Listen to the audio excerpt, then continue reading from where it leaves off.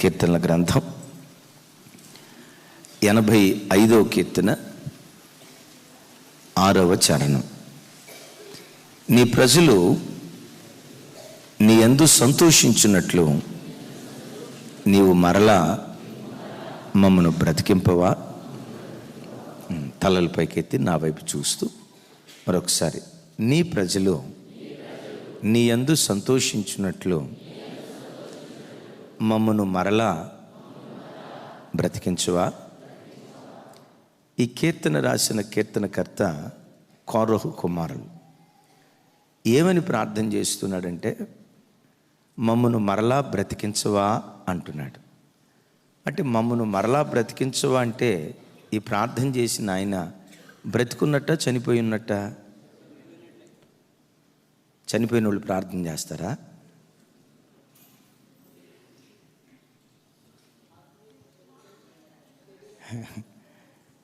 చూడండి, చనిపోయిన వాళ్ళు ప్రార్థన చేస్తారా? చనిపోయిన ఆయన ఉన్నాడు, చుట్టూతో చేరి అయ్యో చనిపోయావా, అయ్యో మమ్మల్ని విడిచిపెట్టి వెళ్ళిపోయావా, అయ్యో మమ్మల్ని విడిచిపెట్టి వెళ్ళిపోయావా అని ఇంటి వాళ్ళంతా చుట్టూతో చేరి ఏడుస్తున్నారు. ఆయన సడన్గా కళ్ళు తెరిచి నేను చచ్చిపోవాలా, మిమ్మల్ని విడిచిపెట్టిపోవాలా అని అన్నాడు అనుకోండి, బతికున్న వాళ్ళు చచ్చిపోతారు కదా. ఇక్కడ భక్తుడు అంటాడు, నీ ప్రజలు నీ యందు సంతోషించున్నట్లు మమ్మను మరలా బ్రతికించవా అంటాడు. చనిపోయినోడు ప్రార్థన చేయడు, మమ్మల్ని బ్రతికించవా అంటున్నాడంటే చనిపోయినట్టే లెక్క. చనిపోయింది శరీరంలో కాదు, ఇది శరీర సంబంధమైనటువంటి మరణం కాదు. బైబిల్లో మీరు అందరూ ఎరిగిన ఒక మాట, ఆదాముతోనూ అవ్వతోనూ దేవుడు ఒక మాట అన్నారు, ఈ పండు తిను దినమున. చూడండి, అక్కడ ఆ వాడబడిన పదం ఏంటంటే, ఈ పండు తిను దినమున నిశ్చయముగా నువ్వు చచ్చెదవు అన్నాడు. ఆదాము తిన్నాడు, అబ్రహాము తిన్నాడు, అవ్వ ఆదాములు చనిపోలేదు. 930 సంవత్సరాలు బ్రతికాడు ఆదాం. అంటే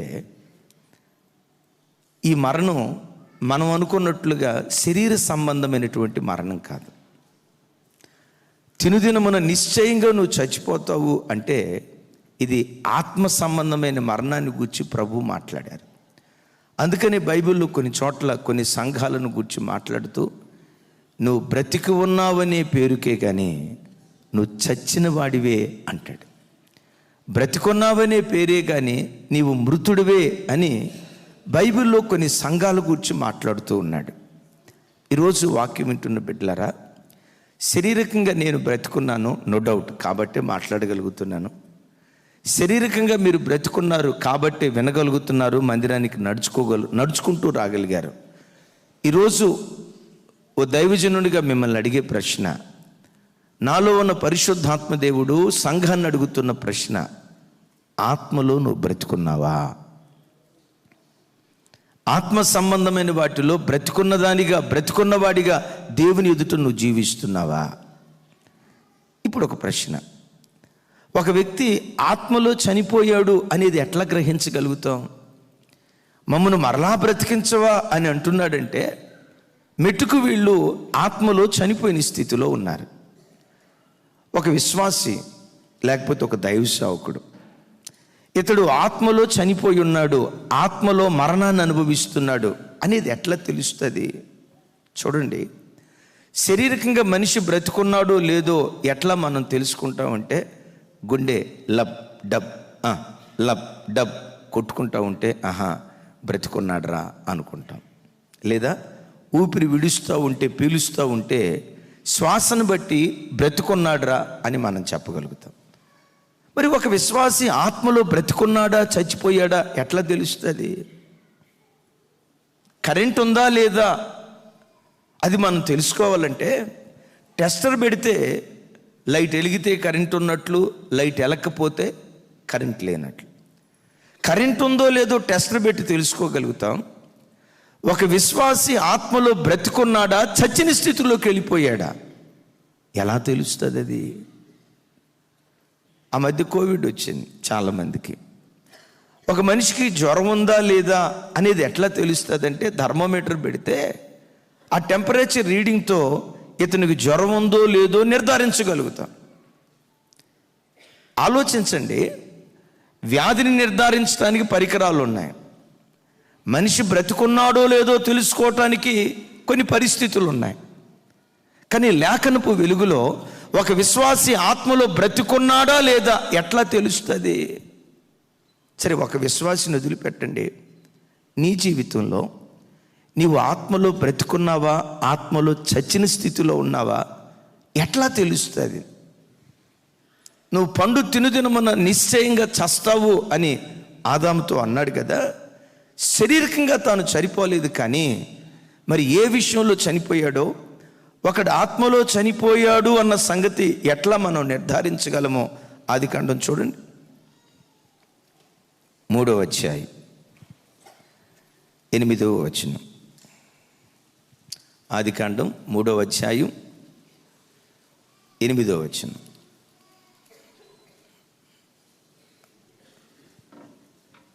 మూడవ అధ్యాయం 8వ వచనం. చల్లపోటను, కొంచెం గట్టిగా, చల్లపోటను ఆదామును అతని భార్యయు తోటలో సంచరించుచున్న దేవుడైన యెహోవా స్వరము విని దేవుడైన యెహోవా ఎదుటికి రాకుండా తోట చెట్ల మధ్య దాగుకొనగా. అంతకు మునుపు ఆదాము ఆత్మలో చనిపోక మునుపు ఆత్మీయంగా తాను బ్రతుకున్నప్పుడు ఏదెను తోటలో దేవుడు అడుగు పెట్టారు. ఆయన అడుగుల శబ్దం వినటంతో ఎక్కడెక్కడో ఏ మూలన ఉన్నటువంటి అవ్వ ఆదాములు పరిగెత్తుకుంటా, ఒక తండ్రి డ్యూటీ నుంచి ఇంటికి తిరిగి వస్తే పిల్లలు ఎట్లా పరిగెత్తుకుంటా వెళ్ళేవారో, అవ్వ ఆదాములు అట్లా పరిగెత్తుకుంటా దేవుని యొద్దకు వెళ్ళి దేవుని కౌగిలించుకునేవాళ్ళు. ఎప్పుడు? ఆత్మలో బ్రతుకున్నప్పుడు. ఎప్పుడైతే ఆత్మలో చచ్చిపోయారో, దేవునితో సహవాసాన్ని కోల్పోయి దేవుడే ఏదైనా తోటలోకి వస్తున్నాడు అని తెలిసినా వాళ్ళు చెట్ల చాటున దాక్కున్నట్లుగా దేవుని వాక్యం అంటుంది. అంటే ఆత్మలో చచ్చినవాడు మొట్టమొదట దేవునితో ఉన్న సహవాసాన్ని కోల్పోతాడు. బాగా వినండి. అంతకు మునుపు చక్కగా వాక్యం చదివేవాడు. ఆత్మలో చచ్చినవాడు వాక్యంతో సహవాసాన్ని కోల్పోతాడు. అంతకు మునుపు ప్రతిరోజు ప్రొద్దున్నే 4 5 లేచి అరుణోదయపు దినాన తన కంఠస్వరాన్ని దేవునికి వినిపించేవాడు. దేవునితో ఒక అర్ధగంట మాట్లాడితేనే ఆ రోజు ఆ వ్యక్తికి తృప్తి. ఓ గంట సేపు దేవుని పాదాలు కన్నీళ్లతో తడిపితే గాని ఆ వ్యక్తి ఆత్మలో ఆనందించేవాడు. ఒకప్పుడు ప్రొద్దున్నే లేచి ప్రార్థన చేసే ఆ వ్యక్తి ఇప్పుడు లేచి ప్రార్థన చేయట్లా. ఆదివారపు ఆరాధన అనటంతో ఒకప్పుడు శనివారం రాత్రి నుంచే సిద్ధపడి 9ంటికి ఆరాధన అయితే నేను అందరికంటే ముందు వెళ్ళాలి మందిరానికి, ముందు వరుసలో కూర్చోవాలి, ముందు వరుసలో కూర్చోవాలని శనివారం నుంచే సిద్ధపడి ఆదివారం 9 గంటలకల్లా మందిరానికి వచ్చి ముందు వరుసలో కూర్చునేవాడు. ఎందుకో తెలుసా? ఆత్మలో నువ్వు బ్రతుకుంటే ఆత్మలో నువ్వు బ్రతుకున్నావు అనే దానికి సంకేతం ఏంటంటే ప్రతి క్షణం దేవుని సహవాసాన్ని నువ్వు కోరుకుంటావు. ఎప్పుడైతే ఆదాము లేకపోతే నీ భక్తి జీవితంలో ఆత్మలో నువ్వు చనిపోతావో, ఆత్మలో చనిపోయిన తర్వాత మెల్లిమెల్లిగా ముందు వరుసలో కూర్చున్న నువ్వు మధ్య వరుసలోకి వెళ్ళిపోతావు. ఆత్మీయుడు ఒకేసారి చనిపోడు, చల్లబడిన తర్వాత చనిపోతాడు. ఈ మాట బాగా వినండి. ఆత్మీయుడు ఒకేసారి ఆత్మలో చనిపోడు. చనిపోక మునుపు ఆ భక్తి జీవితం ఏమవుతా వస్తుంది? చల్లారుతా వస్తుంది. ముందు వరుసలో కూర్చున్నవాడు మధ్య వరుసలో కూర్చుంటాడు, మధ్య వరుసలో కూర్చున్నవాడు ఆ తర్వాత చివర కూర్చుంటాడు. చివర కూర్చున్న వ్యక్తి ఆ తర్వాత ఏం చేస్తాడో తెలుసా? ఏదో ఒక మూలన, అట్లాగని మూలన కూర్చున్న వాళ్ళంతా ఆత్మలో చచ్చిపోయిన వాళ్ళని కాదు నా భావన. స్థలం లేక ఆలస్యంగా రావటాన్ని బట్టి మరో కారణం చొప్పున వెనుకున్నారు. ఒక వ్యక్తి ఆత్మలో ఎప్పుడైతే చనిపోతాడో ధైర్యంగా దేవుని దగ్గరికి రాలేడు. ఒక వ్యక్తి ఆత్మలో ఎప్పుడైతే చనిపోతాడో ధైర్యంగా దేవుని వాక్యాన్ని పట్టుకోలేడు.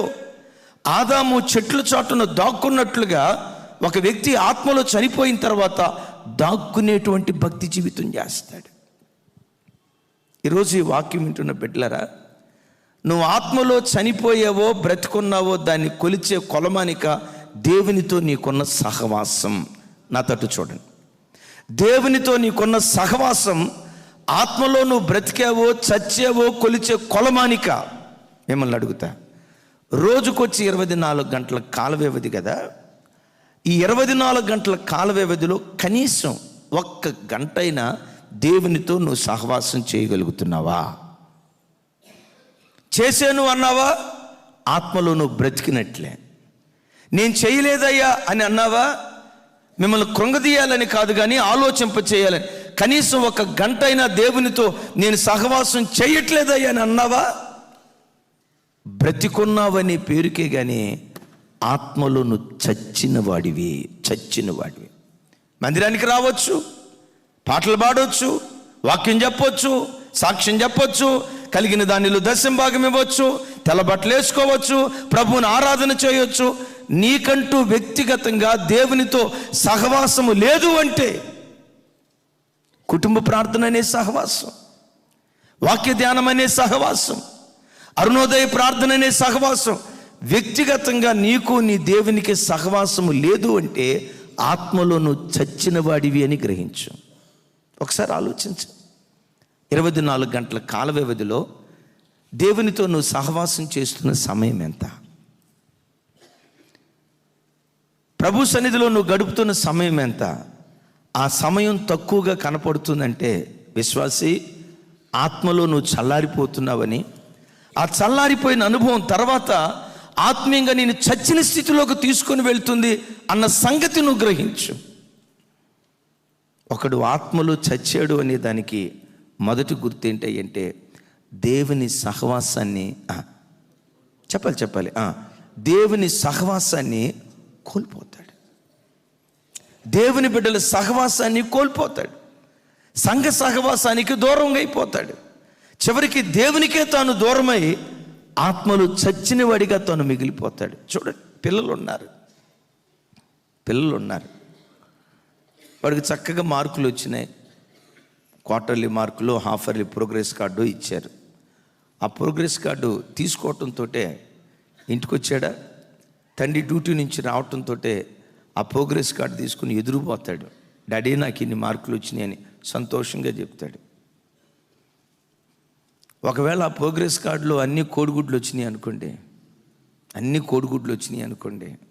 ఆ ప్రోగ్రెస్ కార్డులో అన్ని పంగనామాలు వచ్చినాయి అనుకోండి, ఏం చేస్తాడో తెలుసా?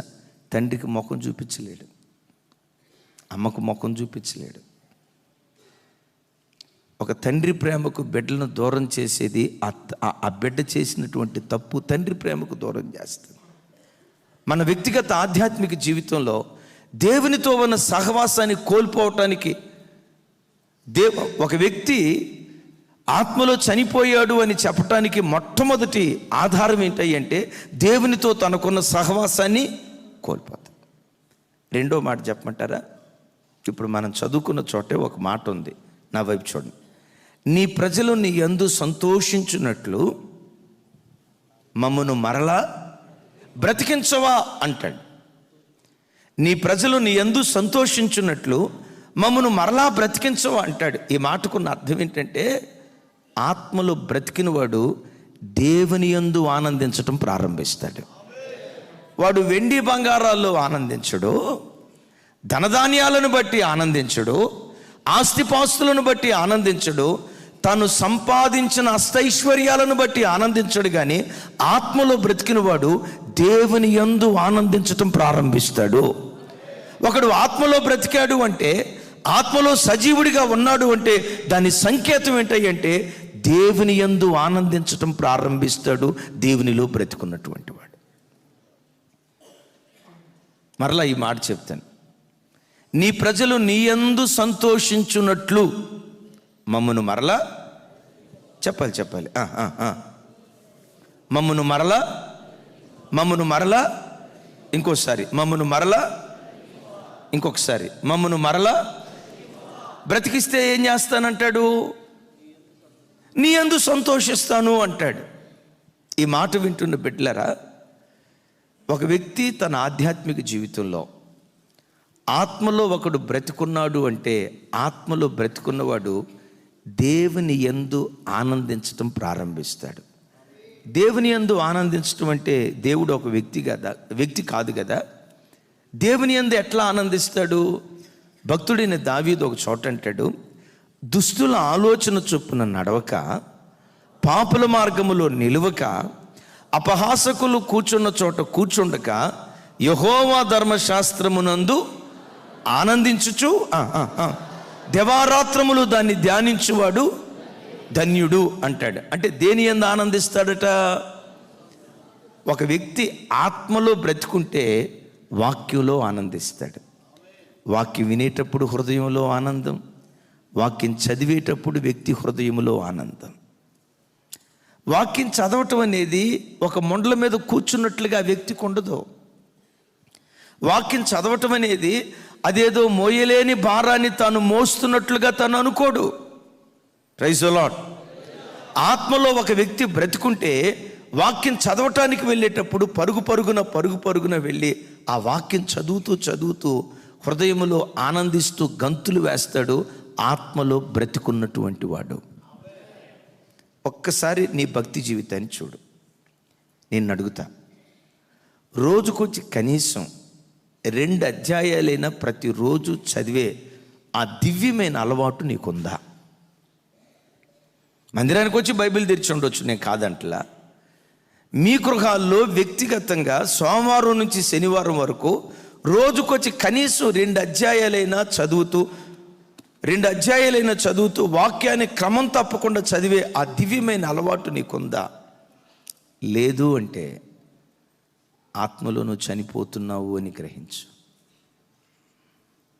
అలవాటు నీ పిల్లలకు లేదు అంటే, అలవాటు నీ ఇంటికి లేదు అంటే ఒకటే గ్రహించు, బ్రతికున్నావనే పేరుకే కానీ ఆత్మలో చచ్చిన దానివి, చచ్చిన వాడివి అన్న సంగతి నువ్వు గ్రహించు. నీ ప్రజలు నీ యందు సంతోషించున్నట్లు మమ్మను మరలా అంటే ఆత్మలో బ్రతుకున్నవాడు వాక్యంలో ఆనందిస్తాడు. వాక్యం వినేటప్పుడు ఆనందిస్తాడు, వాక్యం చదివేటప్పుడు ఆనందిస్తాడు, వాక్యం ప్రకటించేటప్పుడు ఆనందిస్తాడు. ఆ వాక్యం చదువుతూ వింటుండగా అంతరంగం దేవుని సన్నిధిలో నాట్యమాడేటట్లుగా ఉంటుంది ఆత్మలో బ్రతుకున్నటువంటి వాడికి. ఆత్మలో చచ్చినవాడు, దైవజనుడు ఎంత వాక్యం చెప్పినా, పరిశుద్ధ గ్రంథంలో ఎంత బలమైన వాక్యం ద్వారా దేవుడు మాట్లాడుతున్నా, ఇక ఆ వ్యక్తి హృదయ స్థితి ఎట్టుంటుందో తెలుసా? హుసేన్ సాగర్లో బుద్ధుడు ఉంటాడు కదా, వెహికల్స్ వెళ్తూ ఉంటే వస్తూ ఉంటాయి, పొయ్యం ఆరన కొడతా ఉంటాడు. వాడు మాత్రం చలనం ఇతనా భీ నహీ హై. కైకో మన బెలా వెళ్ళిన తర్వాత నాకు హిందీ వచ్చింది, ఇక మీద హిందీలోనే ప్రసంగం చేస్తా. కారణం ఏంటి? జీవం లేదు, వాక్యంలో ఆనందించి ఆ ప్రత్యక్షత లేదు. నీ ప్రజలు నీ యందు ఆనందించినట్లు మమ్మను మరలా బ్రతికించు అంటే, బ్రతికున్నవాడు దేవుని యందు ఆనందిస్తాడు. వాక్యమే దేవుడు, దేవుడే వాక్యం గనుక ఆ వాక్యమందు ఆనందిస్తాడు. ఆత్మలో బ్రతికున్నటువంటి వాడు. చెప్దాం ఆమెన్, చెప్దాం ఆమెన్. తర్వాత మాట చూడండి, కీర్తనల్లోనే రాసి ఉంటుంది.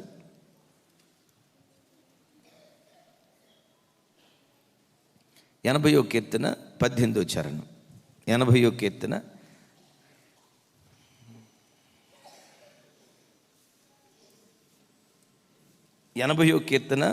18వ చరణం.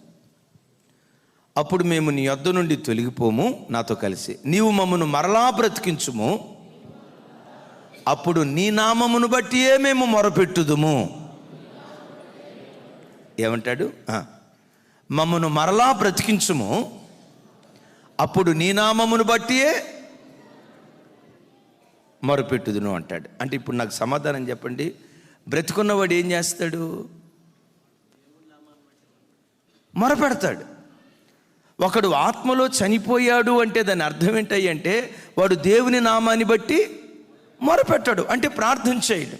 ప్రభు బిడ్డలారా, ఒక వ్యక్తి ఆత్మలో బ్రతుకుంటే అతని జీవితంలో వాక్యమే అతనికి సంతోషంగా ఉంటుంది, ప్రార్థనే అతనికి సంతోషంగా ఉంటుంది, పరిశుద్ధాత్మే అతనికి సంతోషంగా ఉంటుంది, దేవుని సన్నిధి అతనికి ఆనందంగా ఉంటుంది.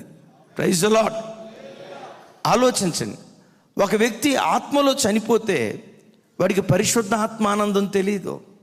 మరి విశేషంగా దేవుని సన్నిధిలో మోకరించి ప్రార్థించేటప్పుడు ఆ ప్రార్థనలో ఉన్న ఆనందం తెలియదు. దేవుని సన్నిధిలో ఉండే ఆ సంపూర్ణమైన సంతోషాన్ని ఆ వ్యక్తి అనుభవించలేడు. ఎందుకు ఆ వ్యక్తి నోరు తెరిచి పాట పాడలేడు? ఎందుకు ఆ వ్యక్తి నోరు తెరిచి ప్రార్థన చేయలేడు?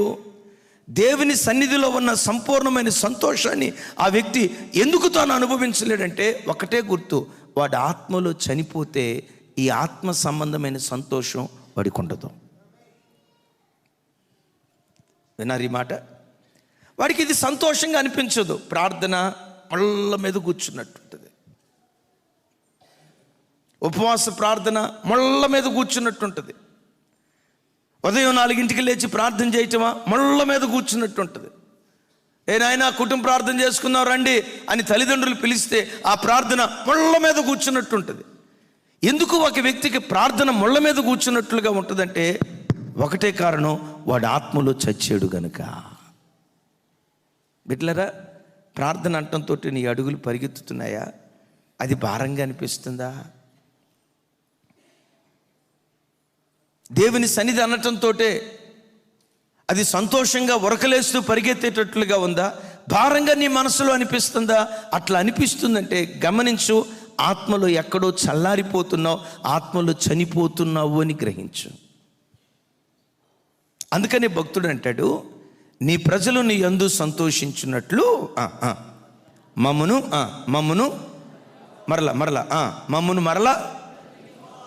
మరలా అంటే బ్రతికున్నవాడు చూసారా, ఆత్మలో బ్రతికున్నవాడు లోకంలో తన చుట్టూత ఎలాంటి పరిస్థితులున్నా దేవుని బట్టి ఆనందిస్తూనే ఉంటాడు.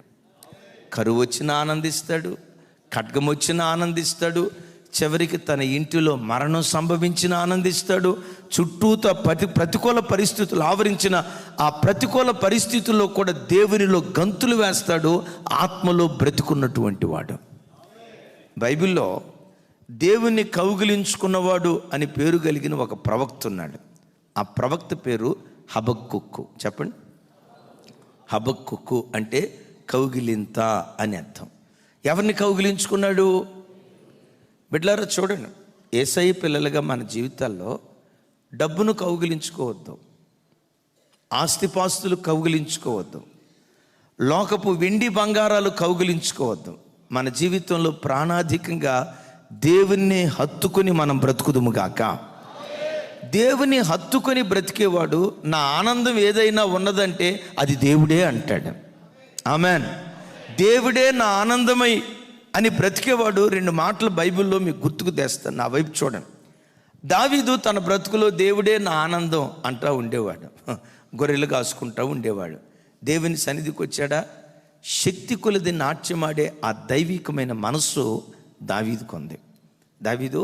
మన దావీదు చరిత్రను ఉంటారు కదా, ఏముందనయ్యా నువ్వు ఎంతగా గంతులేస్తున్నావు దేవుని సన్నిధిలో? దేవుని సన్నిధిని గూర్చి దావీదు ఒక చోట అంటాడు, నీ సన్నిధిలో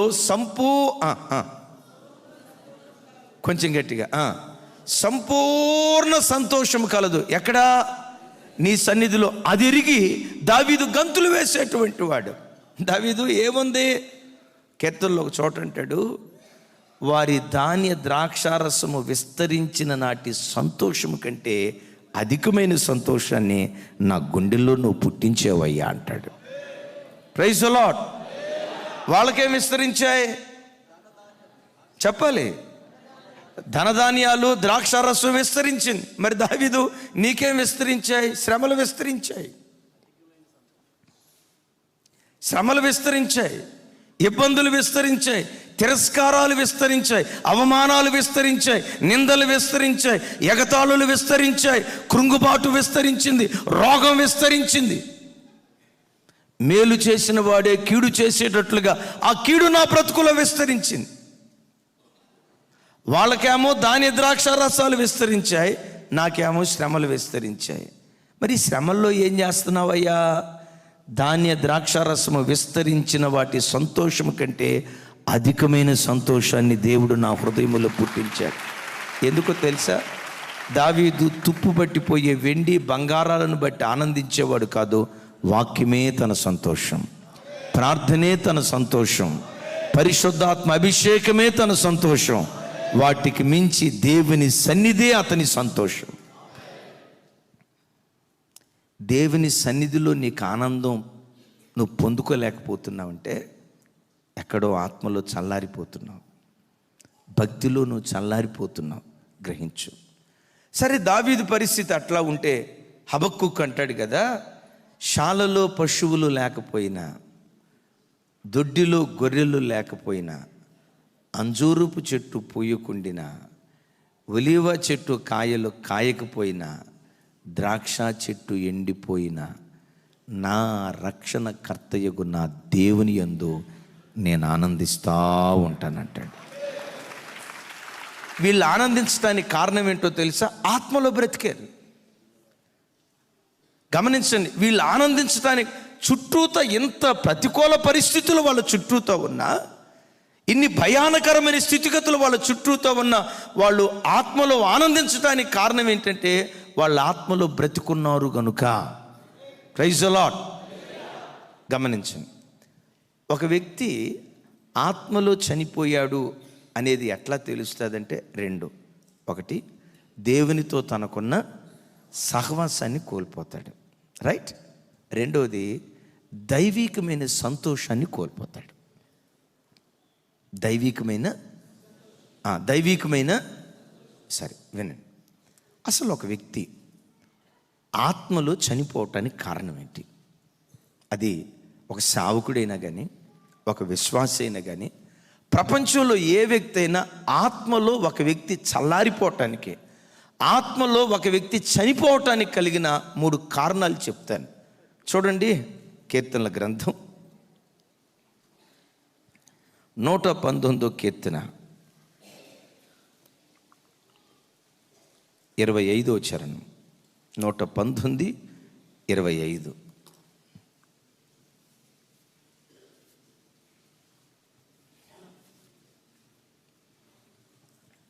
నాతో కలిసి చెప్పండి. నా ప్రాణము మంటిని హత్తుకుని ఉన్నది, నా ప్రాణము మంటిని హత్తుకొనుచున్నది, నీ వాక్యము చేత నన్ను బ్రతికించు. చెప్పండి, నీ వాక్యము చేత నన్ను బ్రతికించు. అంటే బ్రతికించు అంటున్నాడంటే ఏమైనట్టు చెప్పాలి? బ్రతికించు అంటున్నాడంటే ఏమైనట్టు? చనిపోయినట్టు. ఎందుకు చనిపోయాడో కూడా చెప్తున్నాడు. నా ప్రాణము మంటిని హత్తుకొనుచున్నది అంటే, మట్టి అంటే లోకం, లోకంలో ఉన్నదంతా నేత్రాశ, శరీరాశ, జీవపుడంబం. బిడ్డలారా, ప్రభు దగ్గరికి వచ్చిన నీ బ్రతుకులో లోకాన్ని నువ్వు హత్తుకుంటే, పాపాన్ని నువ్వు హత్తుకుంటే, లోకపు ఆశా ఇచ్చలు నువ్వు హత్తుకుంటే, మంటిని హత్తుకుంటే, పాపాన్ని హత్తుకుంటే, ఆ పాపం నీలో ఉన్న ఆత్మీయురాల్ని చంపేయటం ప్రారంభిస్తుంది. అందుకని ఎఫెసీ పత్రికలో పౌలు గారు చెప్తూ అంటాడు కదా, మీరు పాపముల చేత అపరాధముల చేత చచ్చిన వారై ఉండగా అంటాడు. ఈరోజు వాక్యం వింటున్న బిడ్డలారా, నువ్వు ఎంతో గొప్ప ఆత్మీయురాలు అయి ఉండొచ్చు ఒకప్పుడు, ఎంతో గొప్ప భక్తి జీవితం జీవించిన వ్యక్తి అయి ఉండొచ్చు ఒకప్పుడు. కానీ నీకు ఒక మాట చెప్తాను, కడవడ పాలలో చుక్క విషం పడితే కడవడ పాలన్నీ పాడైపోతాయి కదా. నువ్వు కడవడ పాలు లాంటి మంచి తెల్లని ఆత్మీయత కలిగిన దానివైనా నీలో పడిన ఆ చుక్క విషపు బీజం ఉందే, నీలో ఉన్న ఆత్మీయత అంతటిని చంపేస్తుంది. దావీదు అంటాడు, అయ్యా నా ప్రాణము మంటిని హత్తుకొని ఉన్నది, నీ వాక్యము చేత నన్ను మరలా నీ వాక్యము చేత నన్ను మరలా బ్రతికించువా అంటున్నాడు. దావీదు జీవితంలో అతని ప్రాణము లోకాన్ని, పాపాన్ని, అపవిత్రతను హత్తుకుంది కనుక ఆత్మీయంగా చచ్చిపోయాడు. దావీదు ఆత్మీయంగా చచ్చిపోయాడు కాబట్టే ఒక చోట అంటాడు, నీ రక్షణానందము నాకు మరలా. అంటే పాపంలో ఉన్నవాడు ఏం పోగొట్టుకుంటాడు? దైవికమైన ఆనందాన్ని వాడు పోగొట్టుకుంటాడు. దావీదు అంటాడు, నా ప్రాణము మట్టిని హత్తుకుందయ్యా, పాపాన్ని హత్తుకుందయ్యా. పాపాన్ని హత్తుకోవటాన్ని బట్టి నాలో ఉన్న రక్షణానందాన్ని నేను కోల్పోయాను. నా పాపాన్ని బట్టి నాలో ఉన్న ఆ దైవికమైన మనస్సును నేను కోల్పోయానని దావీదు తన బ్రతుకులో అంగలారుస్తూ ఏడుస్తున్నాడు. ఈ మాట వింటున్న బిడ్డలారా, నీ జీవితంలో ఏ పాపానికి నువ్వు చోటిచ్చినా ఇది దేవుని వాక్యానికి విరుద్ధం. ఏది విరుద్ధమో నీకు తెలుసు, ఏది పాపమో నీకు తెలుసు, దేవుడు అసహ్యించుకునేది ఏ కార్యమో నీకు తెలుసు. పాపం అంటే ఏంటో, పవిత్రత అంటే ఏంటో వాక్యం ద్వారా నీకు తెలుసు.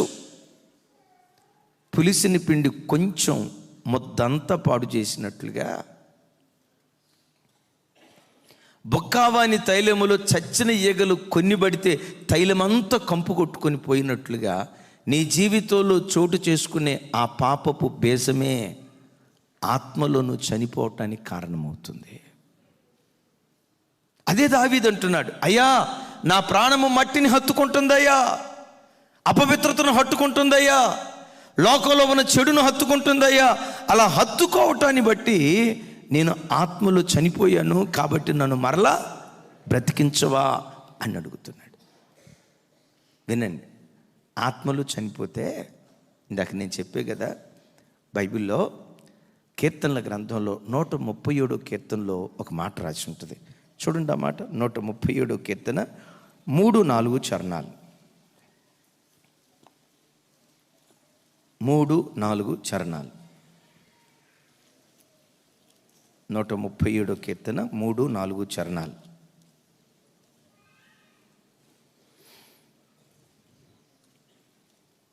మూడు నాలుగు చరణాలు నాతో కలిసి.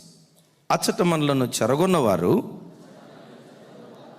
ఒక కీర్తన పాడుడి అనేది, మనలను బాధించిన వారు సియోను కీర్తనలో ఒకదాన్ని వినిపించుడి అని మన వలన ఉల్లాసము గోరిరి.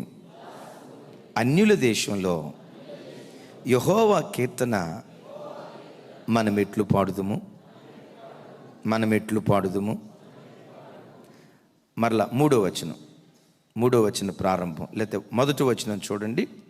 బబులోను నదుల యొద్ద కూర్చున్నప్పుడు, వీళ్ళు ఎక్కడ కూర్చున్నారు?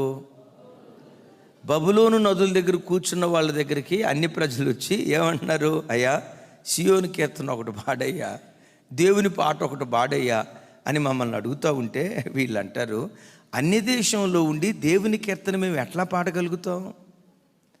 బబులోను నదుల యొద్ద కూర్చుండి దేవుని గురించి ఎట్లా మేము పాడగలుగుతాం? ఇక్కడ ప్రజలు అంటున్నారు. ఆధ్యాత్మికంగా ఇది దేని గుర్తో తెలుసా? పాపం అనే బబులోను నదుల దగ్గర నువ్వు కూర్చుంటే, పాపపు చెరలో నీవు ఉంటే, పాటలో ఉన్న మాధుర్యం నీకు అర్థం కాదు. ఆ పాటను ఆనందిస్తూ పాడటం నీకు చేత కాదు. Praise the lord. సింపుల్. గమనించండి, వీళ్ళు ఎక్కడున్నారు ఇప్పుడు? చెప్పాలి, ఎక్కడున్నారు? పాపమనే బబులోను నదుల దగ్గర ఉన్నారు. బబులోను చెరలో, పాపపు చెరలో ఉన్నారు. పాపపు చెరలో ఉన్నవాడి దగ్గరికి వచ్చి నోరు తెరవండి, గట్టిగా పాడండి అని అంటే,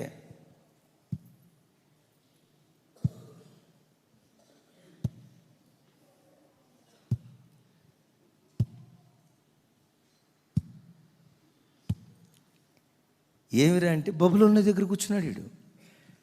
ఇప్పుడు శవం తీసుకెళ్తున్నారు, శవాన్ని ఊరేగింపుగా తీసుకెళ్ళేటప్పుడు ఫుల్గా డమ్ములు, డప్పులు, డోలకులు, పాటలు, మంచి దామ్దం, ఇట్లా పాటలు పాడుతూ డప్పులు కొడుతూ ఉంటే సచ్చినోడు డ్యాన్స్ చేస్తాడా, బతికున్నవాడు డ్యాన్స్ చేస్తాడా? మరి సచ్చినోడికి ఎనపడవు ఇంకంతే. గమనించు, ఆత్మలో నువ్వు చనిపోతే, నీలో పాపం ప్రవేశిస్తే, దైవికమైన సంతోషం యొక్క మాధుర్యం నీకు అర్థం కాదు. దేవునిలో ఉండే ఆ పరవశించే సంతోషాన్ని అనుభవించలేని వ్యక్తిగా నువ్వు మిగిలిపోతావు. గమనించండి, దావీదు ఒకప్పుడు దేవుని సన్నిధిలో గంతులు వేసేవాడు. గంతులు వేసే ఈ దావీదు ఇప్పుడు మౌనం అయిపోయాడు. రక్షణ ఆనందం నాకు దూరం అయిపోయింది అంటాడు. ఎందుకు దూరం అయిపోయింది అంటే దావీదు బ్రతుకులో పాపం ప్రవేశించింది కనుక. ఈ వాక్యం వింటున్న బిడ్డలారా, పాపం ఏ కోణంలో నీ జీవితంలో ప్రవేశించినా ఆత్మలో ఆ పాపం నిన్ను చంపేస్తుంది అన్న సంగతి గ్రహించు. రెండవది, ఒక వ్యక్తి ఆత్మలో చనిపోవటానికి కలిగిన రెండవ కారణం. మొదటి కారణం చెప్పాను, పాపం వలన ఒక వ్యక్తి చనిపోతున్నాడు అని. రెండవది, ఆత్మలో ఒక వ్యక్తి చనిపోవటానికి కారణం పౌలు గారు తిమోతికి ఉత్తరం రాస్తూ, సుఖభోగముల యందుండి ప్రవర్తించున్నది అది బ్రతికియుండియు, కొంచెం గట్టిగా, సుఖభోగముల యందుండి ప్రవర్తించున్నది బ్రతుకుచుండియు చచ్చినదయుండును అని రాసి ఉంటుంది. బిడ్డలారా చూడండి, చాలామంది ఆత్మలో మేము బ్రతికున్నాము అని భ్రమపడుతున్నాము అనుకుంటున్నట్లుగా ప్రకటన గ్రంథంలో అంటాడు, నువ్వు బ్రతికున్నావు అనే పేరుకే కానీ నువ్వు చచ్చినోడివే. విశ్వాసి అనే పేరుకే కానీ ఆత్మలో నువ్వు బ్రతికలేవు. దేవుని బిడ్డను అని చెప్పుకోవటమే కానీ ఆ దైవికమైన లక్షణాలు నీకు లేవని సంఘాలతో మాట్లాడతాడు. ఒకడు ఆత్మలో చనిపోయాడు అనేది ఎట్లా తెలుస్తుంది అంటే, విన్నాం, ఆత్మలో ఒకడు చనిపోవటానికి కలిగిన కారణాల్లో రెండవ కారణం సుఖభోగముల యందుండి ప్రవర్తించున్నది బ్రతికియుండియు చచ్చినదై. ఎవడైతే సుఖభోగాలు ఎక్కువ అనుభవిస్తాడో, సుఖభోగాలు అనుభవించటానికి తన శరీరాన్ని ఎవడైతే అప్పగించుకుంటాడో, సుఖభోగాలు అనుభవించే ప్రతి వాడు ఆత్మలో చచ్చిన వాడిగా మిగిలిపోతాడు. రక్షణ పొందిన ప్రారంభ దినాల్లో ఒక విశ్వాసి శరీరాన్ని నలగొట్టుకుంటూ ఉంటాడు. ప్రభు నేను సంతోషపరచాలంటే శరీరాన్ని నలగొట్టుకోవాలి. ఆమేన్. శరీరాన్ని నలగొట్టుకోవాలి అంటే, శరీరాన్ని నలగొట్టుకోవాలంటే చెయ్యి రోకట్లో పెట్టి రోల్లో పెట్టి దన దంచుకోవటం కాదు. ఉపవాసంతో శరీరాన్ని నలగొట్టుకునేవాడు. అందరూ 6-7 దాకా గురకలు పెట్టి నిద్రపోతూ ఉంటే ఎట్లా శరీరాన్ని చంపుకునేవాడు? 4 లేవాలి, 5 లేవాలి. నిద్రపోతుగా నేను ఉండకూడదు. అమ్మో, శరీరాన్ని సుఖానికి నేను అప్పగించుకుంటే పాపం నాలో ప్రవేశిస్తుందని ప్రతి వ్యక్తి తన రక్షణ ప్రారంభ దినాల్లో శరీరాన్ని శ్రమలకు అప్పగించుకునేవాడు.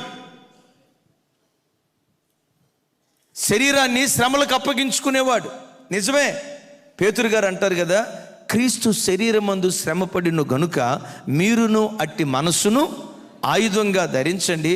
శరీరమందు శ్రమపడువాడు మనుజాసల జోలి వెళ్లకుండా, పాపము జోలి అతడు వెళ్లకుండా పవిత్రుడిగా బ్రతుకుతాడు అంటాడు. Praise the lord. రక్షణ పొందిన ప్రారంభ దినాల్లో ఒకప్పుడు ప్రభువులో ఉన్నప్పుడు వారంలో ఒకసారి, కొంతమంది వారంలో 2 సార్లు కంపల్సరీగా ఉపవాసం ఉండేవాళ్ళు. రాను రాను రాను రాను ఆ పేదరికం నుంచి దేవుడు లేవనెత్తి మంచి డబ్బు, ఒకప్పుడు నెలకొచ్చి 3,000 రూపాయలు సంపాదించడం కష్టం. ఈరోజు ఆ 3,000 పక్కన 1 సున్నా 2 సున్నాలు 30,000 3 లక్షలు సంపాదించే స్థితిమంతుడిగా దేవుడు మనల్ని ఆశీర్వదించిన తర్వాత కడుపు నిండా ఖాళీ పూర్తి చేయము, కంటారా, చెప్పండి అమ్మా, కడుపు నిండా తింటాం, కంటార నిద్రపోవటం. నా ప్రాణమా, ఆగండి ఇంకొద్దులే, నా ప్రాణమా యెహోవాను సన్నుతించు, నా అంతరంగమునున్న సమస్తమా. చూడండి, ఒకప్పుడు శరీరాన్ని శ్రమలకు అప్పగించుకునేవాడు ఇప్పుడు దేనికి వెళ్ళాడు? సుఖభోగాలకు వెళ్ళాడు. దైవజనుడైనా, దైవ సేవకులైనా, విశ్వాసులైనా ఒక వ్యక్తి సుఖభోగాలకు అలవాటు పడితే వాడు ఆత్మలో చచ్చినవాడు అవుతాడు. మిమ్మల్ని అడుగుతా, సొలొమోను ప్రారంభం చాలా గొప్పగా ఉంది. నేనంట దావీదు ప్రారంభం కంటే సొలొమోను ప్రారంభమే అద్భుతంగా ఉంది. ఆమేన్. దావీదు సొలొమోను ఎవరు? తండ్రి కొడుకులు. దావీదు గారి ప్రారంభం కంటే సొలొమోను ప్రారంభం చాలా అద్భుతంగా ఉండేది. ఎప్పుడైనా దేవుడు దావీదుతో మాట్లాడాలని చూస్తే నాతాను ప్రవక్త ద్వారా, సమూయేలు ప్రవక్త ద్వారా, గాదు ప్రవక్త ద్వారా దేవుడు మాట్లాడేవాడు.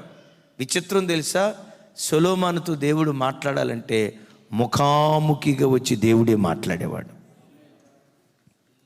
Praise the lord. కొంచెం గట్టిగా.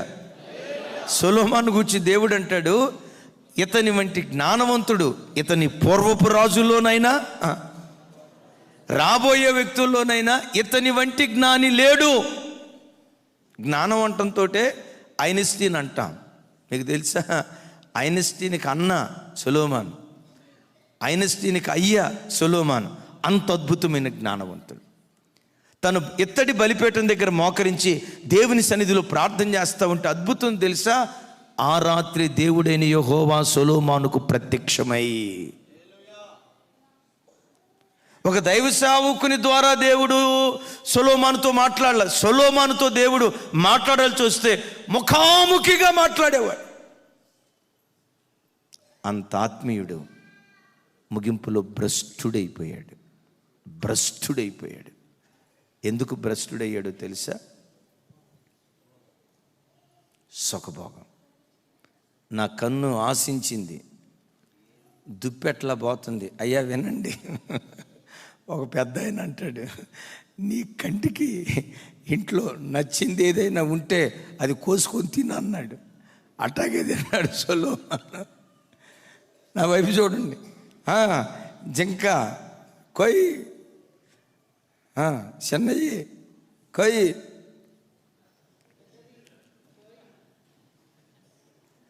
రైట్ చూడండి, కొయ్. సుఖం భోగం. ఏమంటాడు తెలుసా, నా కన్ను ఆశించిన వాటిలో అనుభవించకుండా దేనిని అభ్యంతరపరచలేదు. నా కన్ను దేన్ని కోరుకుంటే, నా హృదయం దేన్ని కోరుకుంటే దాని వైపు నేను పరిగెత్తాను.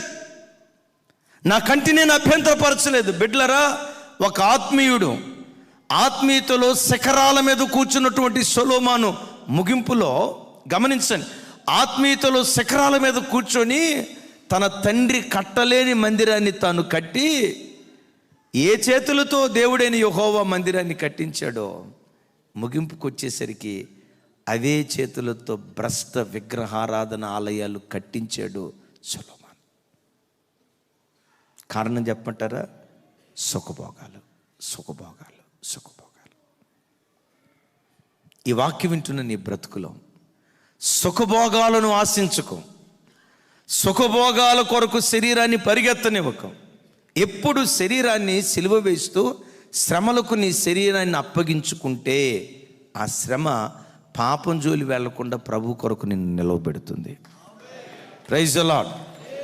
మూడవది, ఒక వ్యక్తి ఆత్మలో చనిపోవటానికి కలిగిన మూడవ కారణం, మొదటి కారణం పాపం అని చెప్పాను, రెండవ కారణం సుఖభోగాలు అని చెప్పాను, మూడవ కారణం ఇప్పుడు విందాం, శరీర సంబంధమైన మనస్సు. చూడండి అన్నమాట. రోమీలకు రాసిన పత్రిక 8వ అధ్యాయం 5వ వచనం 6వ వచనం నాతో కలిసి చెప్పండి. శరీరానుసారులు శరీర విషయం మీద మనసుంతురు, ఆత్మానుసారులు ఆత్మ విషయముల మీద మనసునుంతురు. శరీరానుసారమైన మనస్సు మరణం, ఆత్మానుసారమైన మనస్సు జీవమును సమాధానమునయున్నది. చప్పటి కొడుతూ యేసయ్యకి స్తోత్రాలు చెప్తాం. నా వైపు చూడండి. అపోస్తలుడైన పౌలు గారు రోమా సంఘానికి ఉత్తరం రాస్తూ, శరీరానుసారులు శరీర విషయమై మనస్సుంతురు, ఆత్మానుసారులు ఆత్మ సంబంధమైన వాటి మీద మనస్సు ఉంచుతారు. శరీరానుసారమైన మనస్సు మరణం. ఈ వాక్యం వింటున్న బిడ్డలరా, నీ మనస్సు శరీరానుసారమైనదైతే ఏమి సంపాదిద్దామా, ఏం కట్టుకుందామా, ఇంకా ఎంత బ్యాలెన్స్ మిగిల్చుకుందామా ఆలోచించొద్దు అని కాదు. అదే నీ ఆలోచన అయితే శరీరానుసారమైన మనస్సు ఆత్మలో నిన్ను చంపేస్తుంది. ఇంకొన్నిసార్లు జరిగేటువంటి ఒక భయంకరమైన కార్యక్రమం ఏంటో తెలుసా? ఈ వ్యక్తి కష్టపడు ప్రయాసపడు పగలనక రాత్రనక ఉద్యోగం చేసో దేవుని నమ్మిన తర్వాత కూడా, దేవుని నమ్మి పగలనక రాత్రనక కష్టపడి భక్తి జీవితాన్ని నిర్లక్ష్యం చేసి ఆత్మీయతను చంపుకొని ఆత్మలో దూరం అయిపోయి డబ్బులో బాగా భాగ్యవంతుడైపోయాడు అనుకోండి. ఈ డబ్బును చూసి ఆయన ఏమనుకుంటాడో తెలుసా? నా దేవుడు నన్ను ఎందుకు ఎంత ఆశీర్వదించాడో తెలుసా? నా భక్తిని చూసే. గమనించండి, తన భక్తిని దేన్ని బట్టి కొలుస్తున్నాడు? తను కట్టుకున్న బిల్డింగులను బట్టి కొలుస్తున్నాడు. తన పిల్లలు పొందుకున్న ఉద్యోగాలను బట్టి కొలుస్తున్నాడు. తను మెడలో వేసుకున్నటువంటి బ్రాస్లెట్, బంగారు గొలుసు, అది ఏదో అంటారు కదమ్మా, మెడలో వేసుకుంటారు కదా, నెక్లెస్, చేతికి వేసుకున్న బ్రాస్లెట్ చూసి చూడు, ఈ బ్రాస్లెట్ వరకునే దేవుడు దీవించాడండి. ఒకసారి జూబిలీ హిల్స్, బంజారా హిల్స్ ఒక పెద్ద ధనవంతుడు కృతజ్ఞత కూటం పెట్టాడు. అప్పట్లో నాకు ఖాళీ ఉండి నేను వెళ్ళా. ఆయన నిలబడి సాక్ష్యం చెప్తా, నా దేవుడు నన్ను ఎంత ప్రేమించాడో నా నోటి మాటలతో చెప్పలేను. నా దేవుడు నన్ను ఎంత ప్రేమించాడో నా నోటి మాటలతో చెప్పలేను. నా అన్నదమ్ముల కంటే నన్ను ఎక్కువ ప్రేమించాడు, నా బంధువుల కంటే నన్ను ఎక్కువ ప్రేమించాడు, నా తోబుట్టువుల కంటే నన్ను ఎక్కువ ప్రేమించాడు. ఎంత ప్రేమించాడో మీకు అర్థం కావాలంటే చెప్తా. దేవుడు నన్ను ప్రేమించి అన్నీ రెండు ఇచ్చుకుంటా వెళ్ళిపోయాడు. 2 కార్లు ఇచ్చాడు, 2 ఎకరాల పొలం ఇచ్చాడు, 2 ఇళ్ళు ఇచ్చాడు, 2 భార్యలను ఇచ్చాడు అన్నాడు. వాడేమనుకుంటున్నాడు? తాను సంపాదించిన కార్లను చూసి నేను భక్తిలో బ్రతుకున్నాను అనుకుంటున్నాడు. ఈరోజు క్రైస్తవ సంఘాలలో ఎక్కువ మంది భ్రమపడేది ఏంటంటే, వాడు డబ్బు కలిగి ఉన్నాడా అంటే దేవుని చేత ఆశీర్వదించబడ్డాడు, దేవుని చేత ఆశీర్వదించబడ్డాడంటే వాడు మంచి భక్తి కలిగిన వాడు అని వాడు భ్రమపడుతున్నాడు. ఈ పిచ్చి విశ్వాసులు కూడా కొంతమంది భ్రమపడుతున్నారు. ఈ గతే లవదోకియ సంఘానికి పట్టింది. ఆ సంఘం అనుకుంటుందంట, నేను ధనవంతుణ్ణి, నేను ధనవృద్ధి చేసుకున్నా, నాకేమి చెప్పండి, నాకేమి, అరే చెప్పండి అమ్మా, నాకేమీ కొదువలేదు. నాకేమీ కొదువలేదు అంటున్నారంటే ఎవరు కొదువు ఉండదు? యెహోవాయే. నాకెందుకు కొదువు లేదనుకుంటున్నారు? దేవుడు నాకు కాపరిగా ఉన్నాడు కనుక అని లవదోకియ సంఘం అనుకుంటుంది. ధన సమృద్ధి నాకుంది, గిన్నె నిండి, చెప్పాలి, గిన్నె నిండి పొంగి పొర్లుతా ఉంది, గిన్నె నిండి పొంగి పొర్లుతా ఉంది, ధన సమృద్ధి, నాకేమీ కొదువలేదు అంటే ఆయన నాకు కాపరిగా ఉన్నాడు కాబట్టి ఈ సమృద్ధి నేను అనుభవిస్తున్నాను అని ఆ సంఘం అనుకుంటాను. దేవుడు అంటాడు, నోరు మొయ్, ఏంటయ్యా అంత పెద్ద మాట అన్నావు? ఏం జరిగింది? నువ్వు గుడ్డోడివి, నువ్వు దరిద్రుడివి, నువ్వు దిక్కుమాలినోడివి, నువ్వు దౌర్భాగ్యుడివి అన్న సంగతి ఎరగక.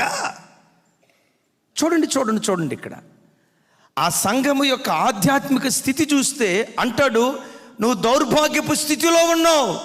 కానీ సంఘం అనుకుంటుంది, నన్ను ఎంత ఆశీర్వదించాడు, ఎంత డబ్బు ఇచ్చాడు, ఒరక దేవుడిచ్చాడా నా భక్తి చూసి అని అనుకుంటుంది. బిడ్లారా చూడండి, అందరూ అని చెప్పను, దేవుని చేత నేను ఆశీర్వదించబడ్డాను, గొప్ప స్థితిలో ఉన్నాను అని డబ్బులో తొలతూగే కొంతమంది, భక్తిలో దరిద్రులైన వాళ్ళు కొంతమంది ఉన్నారు. అందరూ కాదు సుమే. నేనేదో కోట్లకు పడగెత్తాను, నేనేదో లక్షాధిపతినయ్యాను, నేనేదో ఐశ్వర్యవంతునయ్యాను అని చెప్పుకునే వ్యక్తుల్లో వెతికినా భక్తి కనపడని పరిస్థితి అందరి జీవితాల్లో కాదు, కొందరి జీవితాల్లో మనం చూస్తూ ఉన్నాం. అయ్యలారా, ఎప్పుడు జీవితంలో నీ ఆత్మీయతను దేవుడు నీకు ఇచ్చిన డబ్బుతో కొలవకో. డబ్బుతో కొలిచేటట్టుంటే అనిల్ అంబానీకి కూడా డబ్బు ఉంది, మరి భక్తిపరుడు అందామా? చెప్పండి. ప్రపంచంలో ఎంతోమంది ధనవంతులు ఉన్నారు, వాళ్ళందరూ భక్తిపరులు కాబట్టే ధనవంతులు అయ్యారని అందామా? నేనంట, దేవుని ఆశీర్వాదాన్ని, నీ ఆత్మీయతను ఏనాడు డబ్బుతో ముడిపెట్టకో. పరలోకానికి చేరాడు లాజరు. లాజరుకి ఇచ్చిన డాక్టరేట్ ఏంటో తెలుసా? బిరుదు ఏంటో తెలుసా? చెప్పండి. లాజరుకి ఇచ్చిన డిగ్రీ డాక్టరేట్, పేరు ముందు ఏమండి? అసలు ఆ పేరు కలిగిన వాళ్ళు ఎవరైనా చూడండి. అతని పేరు బైబిల్లో ఏమని సంబోధించిందంటే పేద లాజరు. కూటికి పేదోడు కానీ నీతిలో ఐశ్వర్యవంతుడు. కూటికి పేదోడు కానీ నీతిలో ఐశ్వర్యవంతుడు. ధనధాన్యాల విషయంలో దరిద్రుడు కానీ, వెండి బంగారాల్లో దరిద్రుడు కానీ, విశ్వాసమందు భాగ్యవంతుడు. చెప్దాం ఆమేన్. గమనించండి, ఒక వ్యక్తి ఆత్మలో చనిపోయాడా లేదా ఎట్లా తెలుస్తుందంటే, ఒకటి సహవాసాన్ని కోల్పోతాడు, రెండవది దైవికమైన సంతోషాన్ని కోల్పోతాడు. ఒక వ్యక్తి ఆత్మలో చనిపోవటానికి కలిగిన 3 కారణాలు చెప్పాను. ఒక కారణం పాపం, రెండవది సుఖభోగం, మూడవది శరీరానుసారమైనటువంటి మనస్సు. సరే అయ్యా, నా వైపు చూడండి. నేను ఆత్మలో చనిపోయా. ఒకవేళ చనిపోకపోయినా ఆత్మీయతలో చల్లారిన నేను మరలా బ్రతకాలి అంటే, నా పూర్వపు స్థితి నేను పొందుకోవాలంటే ఏం చేయాలి? ఏం చేస్తే నా పూర్వపు స్థితిని నేను పొందుకోవాలి? ఒక ఆలోచనతో దేవుని వాక్యం మనం వింటే, పోగొట్టుకున్న ప్రతిదీ తిరిగి పొందుకునేటట్లుగా చేసేది ఒక లోతైన పశ్చాత్తాపపు జీవితం. పోగొట్టుకున్న ప్రతిదీ పొందుకునేటట్లుగా చేస్తుంది. పశ్చాత్తాపం కాదు, ఏమన్నాను? ఒక లోతైన పశ్చాత్తాపం. భక్తి జీవితంలో నువ్వు ఏది పోగొట్టుకున్న ప్రతిదీ తిరిగి పొందుకునేటట్లుగా చేసేది ఒక లోతైన పశ్చాత్తాపం. బైబిల్లో 2 సన్నివేశాలు మీకు గుర్తుకు తెస్తా. రాజులు 2వ గ్రంథం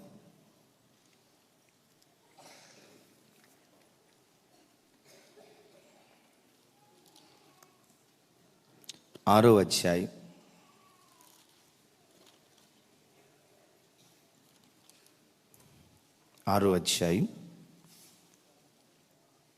5వ వచనం నుంచి 7వ వచనం వరకు నాతో కలిసి.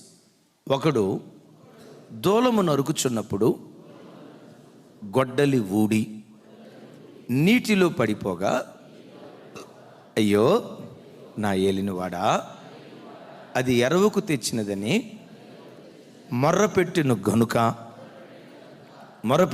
గనుక ఆ దైవజనుడు అది ఎక్కడ పడినని అడిగాను.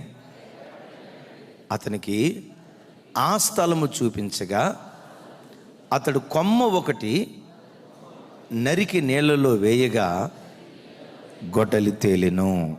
చప్పట్లు కొడుతూ ప్రభుకి స్తోత్రాలు చెప్దాం. నా వైపు చూడండి.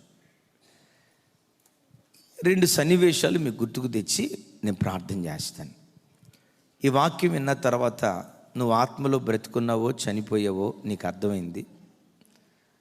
ఆత్మలో చనిపోయిన వ్యక్తి తిరిగి మరలా బ్రతకాలంటే ఏం చేస్తే బ్రతుకుతాడో జ్ఞాపకం చేస్తా.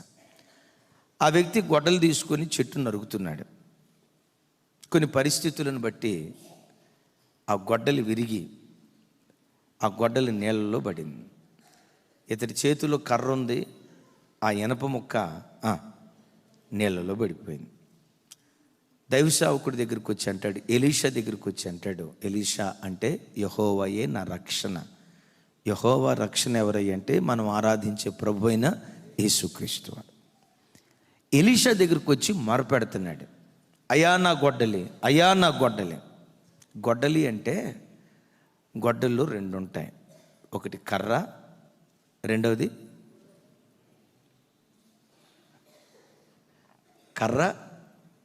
చెప్పండి ఇనుము. ఈ 2 కలయికే గొడ్డలి. కర్ర మన శరీరం అయితే ఆ గొడ్డలి నీ ఆత్మ. కర్ర నీ శరీరం అయితే ఎప్పుడు కర్రను, గొప్ప భక్తుడు పాట రాశాడు, కట్టె మిగిల్చింది కన్నీటి గాథ వినుంటారు కదా. కట్టె మిగిల్చింది కన్నీటి గాథ. ఈ కట్టె మిగిల్చిన కన్నీటి గాథ ఏంటంటే గొడ్డలిరిగి నీళ్ళలో పడిపోయింది. నీళ్ళు అంటే లోకం. లోకం అనేటువంటి నీళ్ళలో ఆత్మ కొట్టుకొని పోతూ ఉంటే, ఆత్మను కోల్పోయిన, ఆత్మీయ సంతోషాన్ని కోల్పోయిన వ్యక్తి ఎలీషా దగ్గరికి వచ్చి అంటాడు, అయ్యా నా గొడ్డలి, నా ఆత్మ లోకపు నీటి ప్రవాహంలో కొట్టుకొని పోతుందయ్యా, చచ్చిన నన్ను మరలా బ్రతికించవా అంటే, బ్రతికిస్తాను అని అనకుండా వెంటనే ఏమన్నాడో తెలుసా? అది ఎక్కడ పడిందో ముందు అది నాకు చూపించు. అది ఎక్కడ పడిందో ముందు నాకు అది చూపించు. బిడ్డలారా, నీ జీవితంలో ఆత్మీయతలో నువ్వెక్కడ పడిపోయావో, నువ్వు పడిపోయిన స్థితి దేవునికి నువ్వు గుర్తుకు తీయాలి. Praise the lord. ప్రభువా నన్ను క్షమించు, ప్రభువా నేను పడిపోయాను. గమనించండి, ఈ మొక్కుబడి ప్రార్థనలు కాకుండా ఈ 2022 సంవత్సరం జనవరి 1వ తారీఖు నుంచి ఈ రోజు వరకు ఎక్కడ నువ్వు పడిపోయావో, ఏ పాపంలో నువ్వు పడిపోయావో, దేవునికి ఆయాసకరమైన ఏ గుణగణాల్లో నువ్వు పడిపోయావో, నువ్వు పడిపోయిన అనుభవాన్ని దేవునికి గుర్తుకు చేయాలని దేవుడు కోరుకుంటూ ఉన్నాడు. అదే ఎఫెసీ పత్రికలో, ఎఫెసీ సంఘంతో అంటాడు కదా, నువ్వు ఎక్కడ పడిపోతివో దానిని జ్ఞాపకానికి తెచ్చుకో మాట్లాడుతూ ఉన్నాడు. ప్రభువా నన్ను క్షమించు అని ప్రార్థన చేయటం కాదు. ఈ 2022 సంవత్సరంలో ఎక్కడ నువ్వు పడిపోయావు? ఒక మోహపు చూపులు పడిపోయావా? ముసలమ్మ ముచ్చట్లు పడిపోయావా? సోమరితనంలో పడిపోయావా? ప్రార్థనా జీవితాన్ని కోల్పోయిన స్థితిలో నువ్వు పడిపోయావా? నువ్వు పడిపోయింది ఎక్కడో, నువ్వు పడిపోయిన స్థితి దేవునికి మనం జ్ఞాపకం చేయాల్సిన వారిమై ఉన్నాం. Praise the lord. అందుకనే దావీదు గారు తన పరిస్థితి చెప్తూ ఒక స్థలంలో అంటాడు, 119వ కీర్తన 26వ చరణం, 25, 26 చరణాలు చదువుచిన.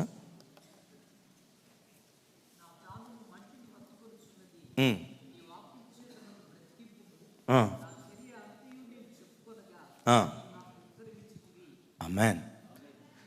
నాతో కలిసి మాట చెప్పండి. నా ప్రాణము మంటిని హత్తుకొనుచున్నది, వాక్యం చేత నన్ను బ్రతికించు. నా చర్య అంతయు ఎంతయు ఏంటంతా? నా చర్య అంతయు నేను చెప్పుకొనగా నీవు నాకు ఉత్తరమిచ్చితివి, నీ కట్టడలు నాకు బోధింపుము. చప్పట్లు కొడుతూ ప్రభుకి స్తోత్రాలు చెప్దా. చూడండి నాలో దావీదు దేవుని సన్నిధిలో ఏం చేశాడట? తన చర్య చెప్పాలి తన చర్య. ఈ ప్రవక్త అంటాడు, ఎక్కడ పడిపోయిందో అది నాకు చూపించు, ఎక్కడ పడిపోయిందో అది నాకు చెప్పు అంటాడు. దావీదు కూడా తాను ఎక్కడ పడిపోయాడో అది చెప్పాడు. తాను ఎక్కడ కాలు జారిన స్థలాన్ని చూపించాడు. దేవుని గాయాలు తాను ఎక్కడ రేపాడో కొంత చెప్పి కొంత దాచలేదు. ఏమంటాడు? నా చర్య అంతయు నేను యెహోవాకు తెలియచేయగా ఆయన నాకు ఉత్తరమిచ్చెను అంటాడు. ఈ వాక్యం వింటున్న బిడ్డలారా, ఆత్మలో చచ్చిన నిన్ను దేవుడు మరలా బ్రతికించాలి అంటే నీ చర్య అంతా దేవునికి చెప్పు. ఈ సంవత్సరం నీ అడుగులు ఎక్కడికి వెళ్ళాయో, నీ నోరు ఏం మాట్లాడిందో, నీ కళ్ళు ఏం చూశాయో, నీ హృదయం ఏం తలంచిందో, నీ చర్యలన్నీ దావీదు చెప్పినట్లుగా దేవునికి నువ్వు చెప్పగలిగితే చచ్చిన నిన్ను నా దేవుడు మరలా తిరిగి బ్రతికించును గాక. దావీదు తన చర్య చెప్పేటప్పుడు దేవుని ఏమంటాడో తెలుసా? అసలు లోతైన పశ్చాత్తాపం అనేది ఎట్లుంటుందో దావీదు గారి జీవితమే మనకు నిదర్శనం. చూడండి, నా వైపు చూడండి. 51వ కీర్తనలో అంటాడు, నా వైపు చూడండి. దేవా, నీ సన్నిధిలో నుంచి నన్ను త్రోసివేయకు, నీ పరిశుద్ధాత్మను నా యొద్ద నుండి తీసివేయకు. తర్వాత నీ రక్షణానందము నాకు మరలా సమ్మతి గల మనసు కలుగు చేసి నన్ను 11వ వచనం మరలా చూడండి. నీ సన్నిధిలో నుండి నన్ను నీ పరిశుద్ధాత్మను నా యొద్ద నుండి. అంటే దావీదు ఎట్లా ఏడ్చుంటాడంటే, నా వైపు చూడ, దేవా నేను బత్షెబాతో తప్పు చేశా, నా చర్య ఇది, నా పాపాన్ని కప్పెట్టుకోవటానికి ఊరియాను చంపించా, నా చర్య ఇది, నరహంతుకున్నయ్యా, వ్యభిచారిని, నా చర్య అంతా నేను నీకు చెప్పుకున్నా, నేను నీ త్రాసులో 100కి 100 పాళ్ళు దోషినే. నా దోషాన్ని బట్టి ఒకవేళ సింహాసనాన్ని తీసేస్తే తీసేయి, రాజ్యాన్ని లాగేస్తే లాగేయి, ఉన్న ఆస్తిపాస్తులు తొలగిస్తానంటే తొలగించు, సింహాసనం నుంచి నన్ను దూరం చేయగానే, సింహాసనం నా దగ్గర నుంచి తప్పించు, కానీ నీ సన్నిధిని మాత్రం నాకు దూరం చేయొద్దయ్యా.